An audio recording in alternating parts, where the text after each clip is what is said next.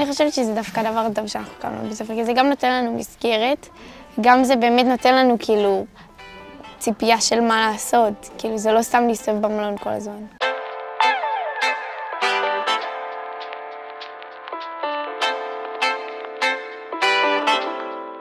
הסיפור של בני הנוער במלונות והמפונים הוא סיפור לא מאוד מפוצח. אתה רואה את התלישות, אתה רואה את הקושי של החיים של להיות מפונה בתקופה הזאת.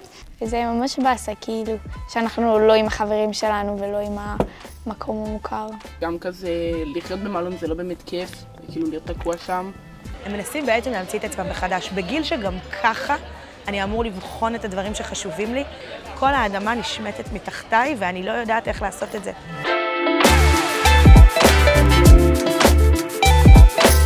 הרעיון לבוא לבית ספר קודם כל היה להגיד, ישנים בלילה, ערים ביום, סיבה לקום בבוקר.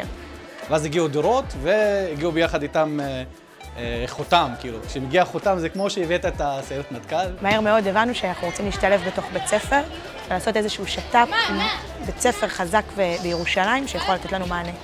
הגענו לפה, לבית ספר זיו.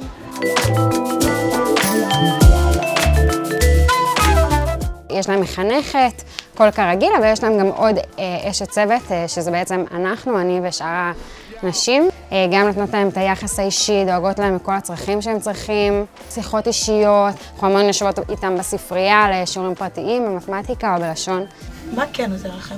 שאתם כאילו המשלבים והמגשרים בינינו לבין הבית ספר. לדעתי זה שילוב מצוין, זה קודם כל מוריד העומס עלינו של ניהול שכבה. זה מוריד את העומס, לעקוב אחריהם לימודית, לעקוב אחרי שיבוצים שלהם. אז הם צריכים את המעטפת הזאת, הם צריכים את המקום לבוא ולפרוק ולדבר, ובכיתות הרגילות זה לא מתאפשר, אז ממש זיהו את הצורך של להביא עוד נשות צוות. והם באו עם כל הכוח, עם כל האנרגיה, מלווים אותם, מגלים את הקושי הרגשי שלהם, מוצאים להם פתרונות לשיעורים שיש מבחן, אין מבחן.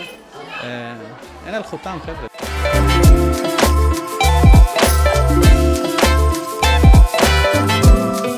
זה נחמד שאנחנו פה בגלל שיצא לי להכיר חברים שלא הייתי מכיר ברגיל, לנסות דברים חדשים.